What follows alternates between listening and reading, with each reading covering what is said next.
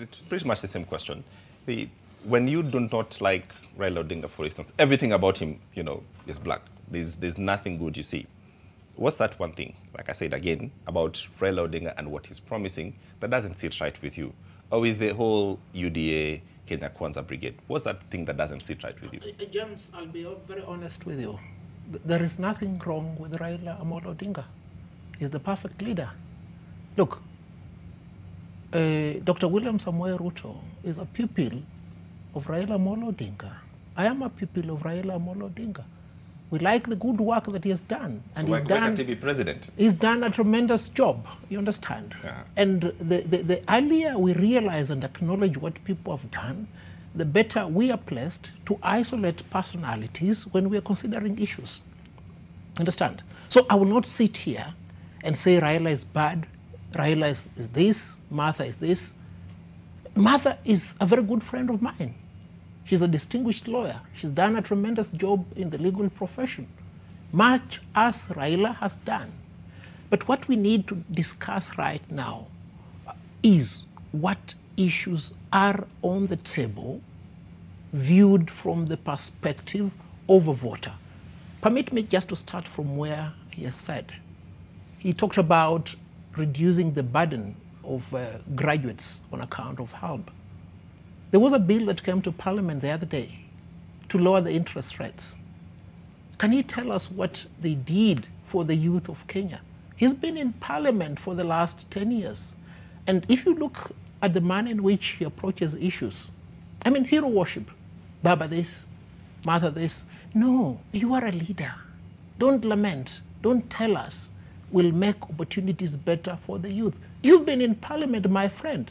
All the predicament, the perils that we have experienced for the last 10 years rest solely on your shoulders.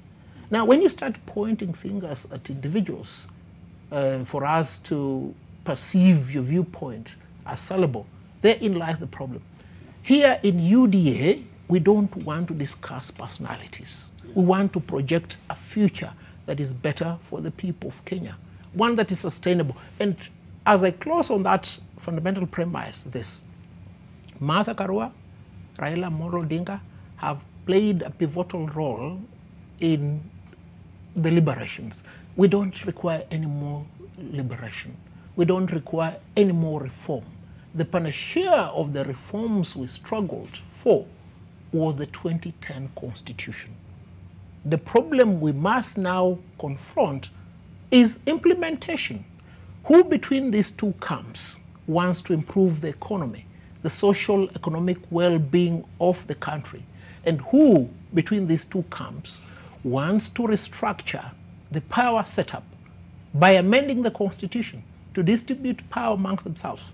These are the questions that the people of Kenya must deal with. Do we want a review, an amendment of the Constitution, or do we want a review, a betterment of the social economic status that we have right now? If we answer that, we are making progress.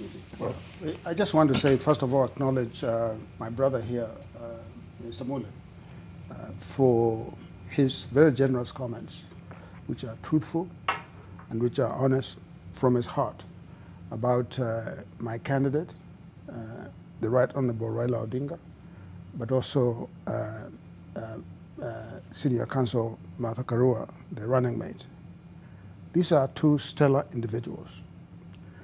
This country called Kenya, this region called East Africa, has never seen a presidential ticket as powerful as that one. When history is written, years and years from now, these two individuals will be foisted on top of Mount Kenya. Let me say this parenthetically, that the Right Honorable Kalonzo Musyoka is a man of honor. Okay, we've had our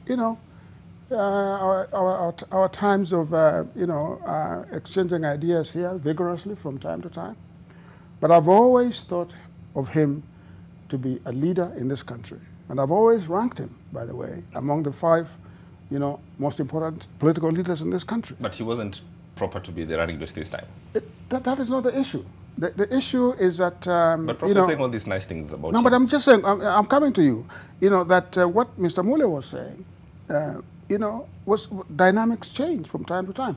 These two individuals, Mr. Odinga and Mr. Musyoka, ran twice, and by our count, we won both elections. Okay, we were robbed, but we won both elections.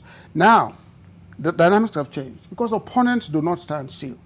The opponent today is different. You adjust with the opponent.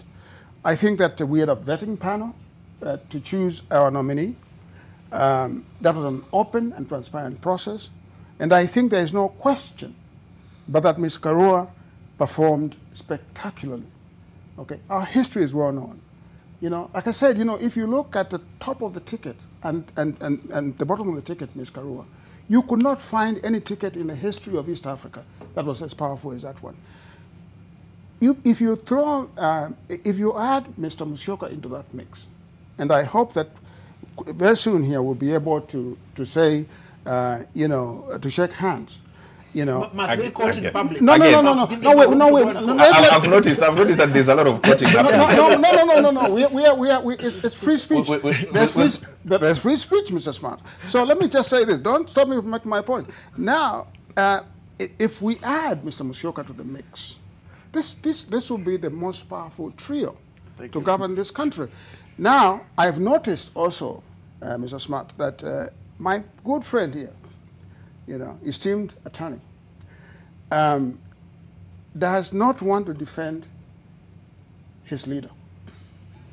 He has skirted around the issue, and he has spoken very well about Dr. William Ruto. No, but he has not exactly defended him. What I will say is this. I will say this, that you cannot defend a skunk. It is not possible to defend a skunk, you know, because a skunk stinks. You know, so yeah, it stinks. And so Mr. Havi is running for Westlands. And I think it's only fair for himself to separate himself from the skunk so that he can be judged on his own merit. Mr. Havi, would you accept that? Well, Prof here has never set foot in a courtroom. He doesn't understand often when there is no need to ask a question. A distinguished lawyer like myself will say, my lord, no more questions for this witness.